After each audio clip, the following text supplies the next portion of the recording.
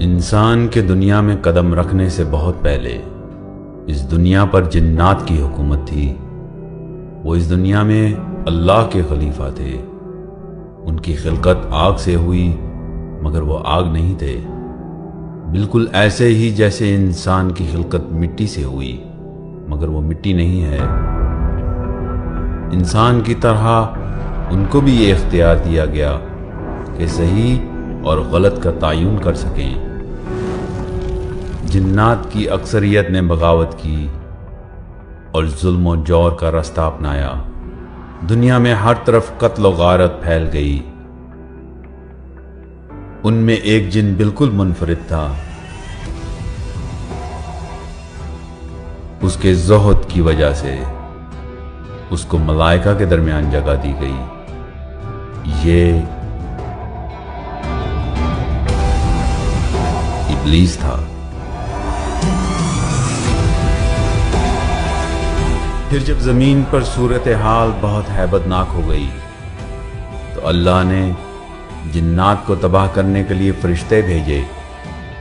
اس بات پر اتفاق نہیں کہ ابلیس ان فرشتوں کا سردار تھا یا اسے جنگ کے بعد اللہ کے حضور پیش کیا گیا، لیکن قرآن صرف اس بات کی تصدیق کرتا ہے کہ وہ ایک جن ہے جسے مقرب فرشتوں کا رتبہ ملا تھا۔ وہ تمام مخلوقات جنہیں اللہ کا قرب حاصل تھا، ان میں صرف ابلیس کو یہ اختیار تھا کہ وہ حق و باطل میں سے جو چاہے چن لے۔ جنات کی شکست کے بعد ابلیس نے یہ موقع دیکھا کہ وہ دنیا پر اپنی خلافت قائم کر لے۔ صرف اللہ کو اس کے دل کے فطور کا حال معلوم تھا۔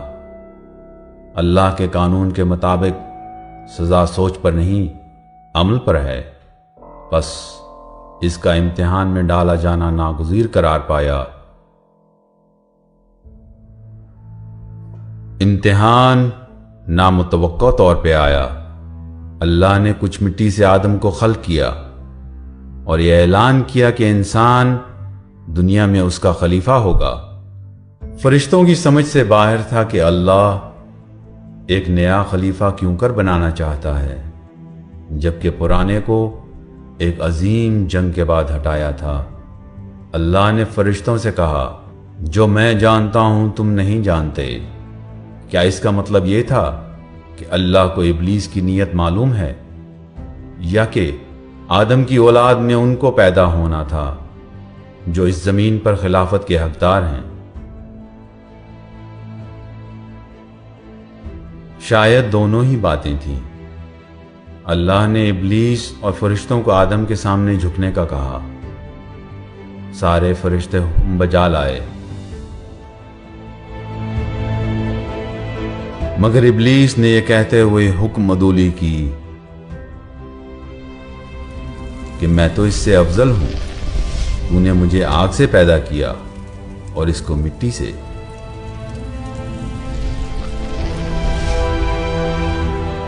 ابلیس امتحان میں بری طرح سے ناکام ہوا۔ اس نے اللہ کی کھلی حکم عدولی کی۔ اس کی نیت کا فطور سب پر آشکار ہو گیا۔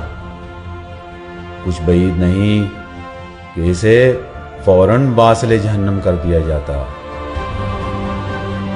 آدم کے لیے ابلیس کا غصہ انتہا کو پہنچ گیا۔ اس کو آدم اور اولاد آدم سے بدلے کی ترکیب سوجھی۔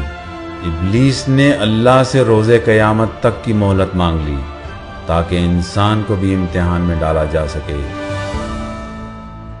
جیسے اسے ڈالا گیا، اور یہ ثابت ہو جائے کہ انسان اللہ کی خلافت کے قابل نہیں۔ بولا، میں انسان کے گھات میں تیرے سیدھے رستے پہ بیٹھوں گا، پھر اس پر آگے سے حملہ کروں گا اور پیچھے سے اور دائیں سے اور بائیں سے۔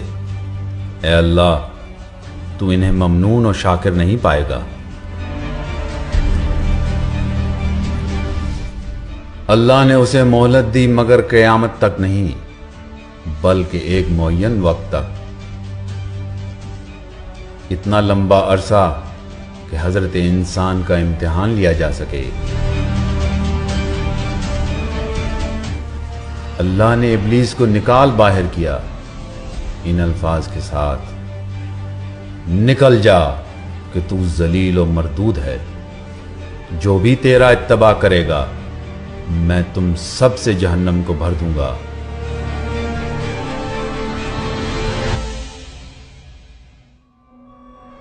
اللہ ان سب کو ابلیس کے ساتھ جہنم میں جھونک دے گا جو اس امتحان میں ناکام ہوں گے، مگر اللہ نے انسان پر اعتماد کیا، اس بات پر کہ بنی نوع انسان میں ایسے لوگ بھی آئیں گے جنہیں ابلیس گمراہ نہ کر سکے گا۔ انسان کی مدد کے لیے ہادی ہوں گے جو انہیں سیدھا راستہ دکھائیں گے، جبکہ ابلیس انہیں بھٹکانے کی کوشش میں رہے گا، یہاں تک کہ وہ آخری مارکا ہوگا جو ابلیس اور آخری ہادی امام مہدی علیہ السلام کے درمیان ہوگا۔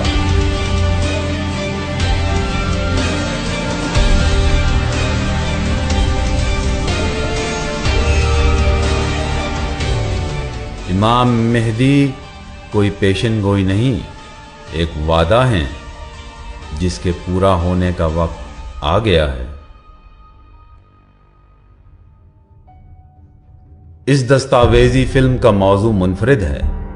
ایک جانب ایک جن جس کا نام ابلیس ہے، جو طولانی عمر والا ہے اور جسے فی الواقعہ موت نہیں، جس کی خلقت بے دھوئیں کی آگ سے ہوئی، وہ ہزاروں سال سے ایک ہی مقصد سے کار فرما ہے۔